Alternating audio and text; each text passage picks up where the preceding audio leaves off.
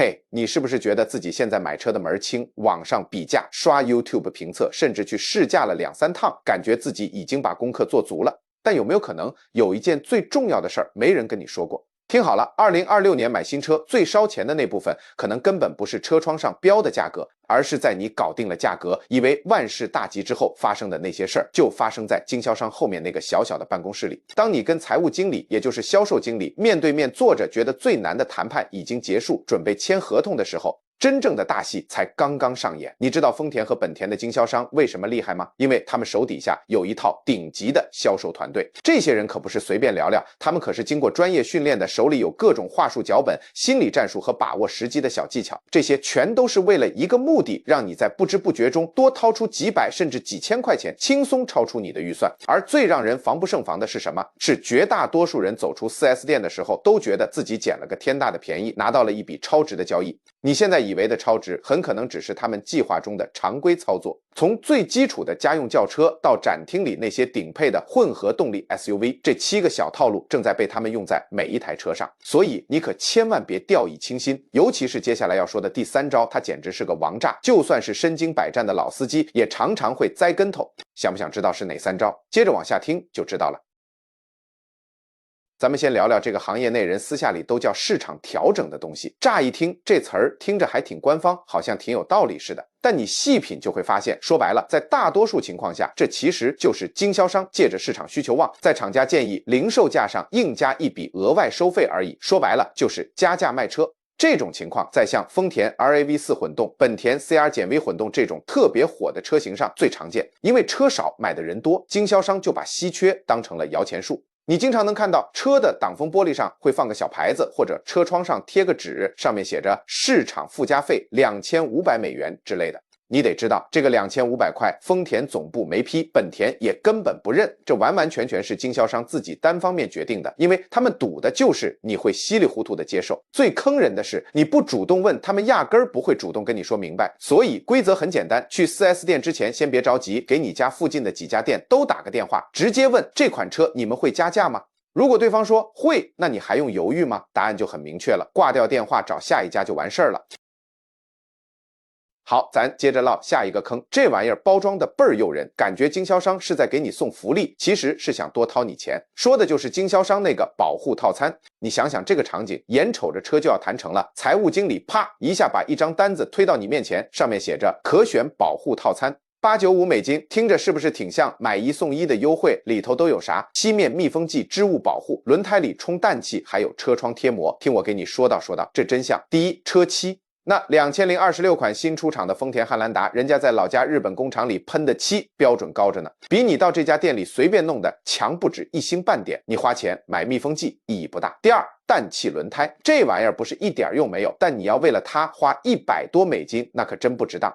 你自己找個修車店，花幾塊錢就搞定的事兒，犯不着在這兒被宰一把。說白了，你買這個套餐買的不是保護，是經銷商給你營造的一種安心感。他們就是抓住了你這心理，然後狠狠地賺一筆差價，想不吃虧。記住這個規矩就行，一定要問清楚哪些是出廠就自帶的，哪些是他們自己加上去的，要你額外掏錢的。就這一句話，整個談判的局面立馬就能給你扭轉過來。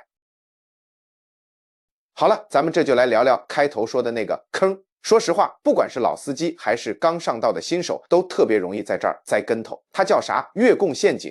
你這麼想啊，你看中了2026款的本田 Pilot， 心裡盤算着這車總共不能超過45000美元。接着銷售員就開始了他的靈魂拷問，這可是最關鍵的節點了。他會問你，你每個月能承受多少車貸？你想了想，說差不多650美元。打從你報出這個數字的那一刻起，整個局面的主動權可就悄悄變了。他們會圍繞月供649美元這個目標，把車價、配置、貸款期限、桌面上所有東西都給你算得明明白白。一旦你把錨點定在了月供上，就等於把交易的所有控制權全盤交給了經銷商。那利率、貸款年限、各種隱性費用、亂七八糟的附加項，他們全都能玩出花樣。比如說，他们可能会給你一個長達72個月、利率高達8.9%的貸款，只要你每個月付的錢比你說的650塊少那麼一點點，你可能就覺得好像還行。但你回頭一算，發現你為這輛車掏的總價早就遠遠超出了你原本4萬5的預算了。所以去跟人砍價，你腦子裡得繃着一根弦。記住下面這2條鐵律：第一，先死死咬住車輛的落地總價，把價格敲定了，在任何聊貸款的事兒之前，總價必須是板上釘釘的。記住，月供就是個煙霧彈，真正能決定你買的划不划算的，只有那個總價。咱們來聊聊一個買車時很多人會忽略，但其實特別重要的環節——經銷商安裝的配件。你在購買2026款豐田卡羅拉 Cross 或本田 HR-V 時，購車合同上可能會出現額外配置這一欄。這些配件甚至在你看到這輛車之前就已經被安裝好了，比如後備箱襯墊、腳墊、拖車鈎、行車記錄儀和輪毂鎖等等，也都一一列在了合同上。很多人會下意識地認為這些都是廠家原廠標配的，偶爾確實如此，但更多時候情況是這些配件是經銷商從第三方供應商那裡花60美元進的貨，卻以320美元的價格賣給你，而這就是他們為你設下的心理陷阱。因為配件已經物理性的安裝在了車上，買家往往會覺得這筆錢已經無法再議價了。但你要記住，這種無法議價的感覺是人為制造出來的。你完全可以理直氣壯地拒絕支付這部分費用，或者要求拆除，或者用它來作為談判籌碼，降低整車的最終價格。所以保護自己最好的方法就是在徹底愛上那輛車之前，先問清楚一個關鍵問題：合同上的哪些項目是原廠自帶，哪些是交車後由經銷商加裝的。咱們這第5招可以說是殺傷力最大的一招了，尤其是當你打算開着舊車來換新車的時候，這招也算是經銷商手冊裡最古老、最常用的套路之一了。這種套路說白了就是置換欺詐。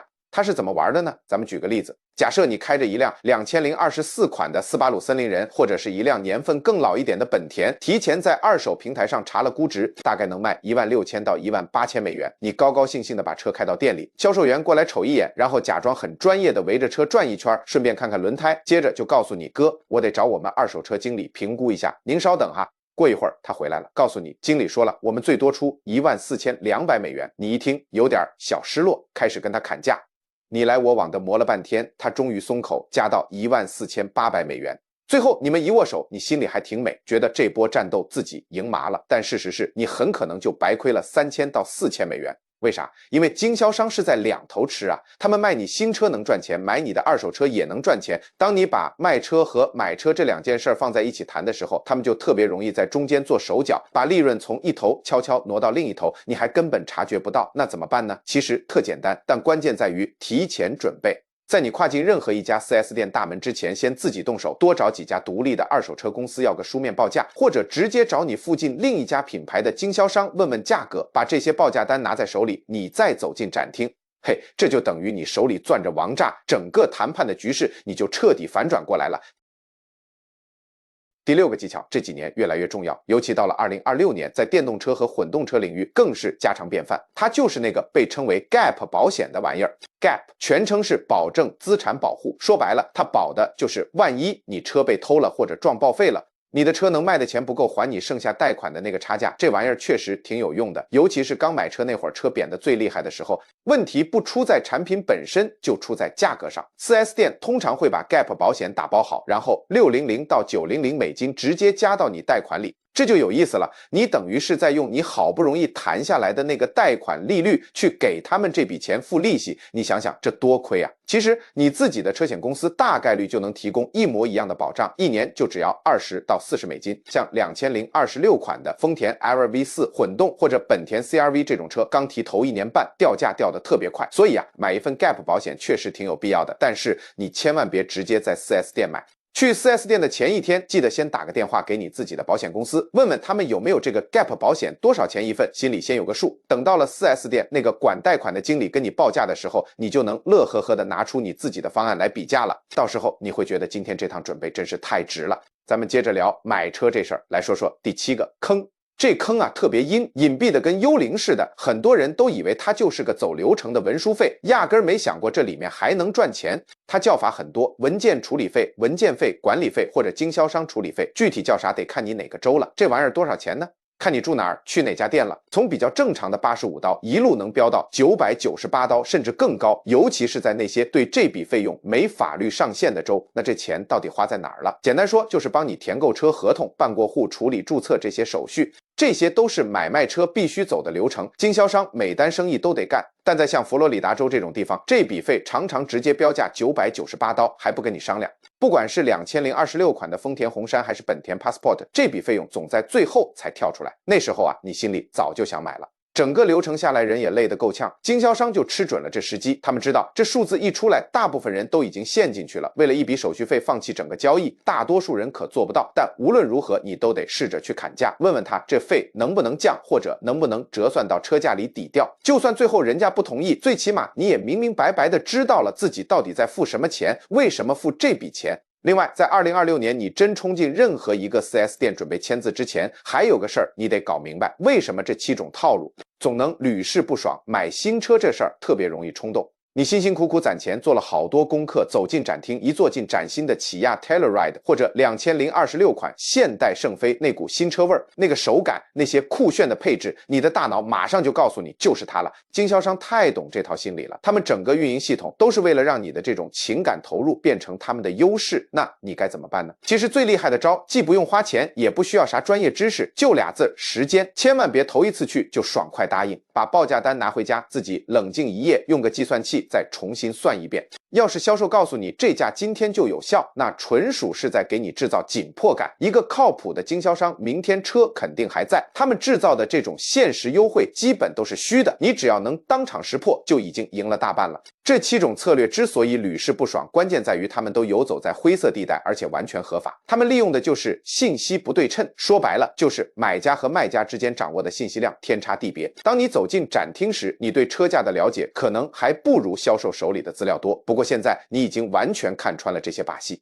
你明白了所謂的市場加價到底是怎麼回事，你看懂了月供锚定的心理陷阱，你搞清了置換車是如何被當成障眼法的，你也知道手續費並非板上釘釘的固定開銷。所以問題不再是我的本地經銷商會不會用這些伎倆，而是這7招裡到底有幾招是在你不知情的情況下已經用在了你身上。如果你也拿不準上次買車時是不是真的拿到了一個公平的價格，歡迎在評論區留言求助。這裡有成千上萬的觀眾，他們的親身經歷可能會讓你恍然大悟。但如果你以為這就是你需要了解的全部真相，那可就太小看這其中的門道了。在下一個視頻裡，我將為你揭示汽車從購入到報廢的全生命週期成本，裡面的每一個數字都藏着一個連任何一家經銷店都不會主動告訴你的真相。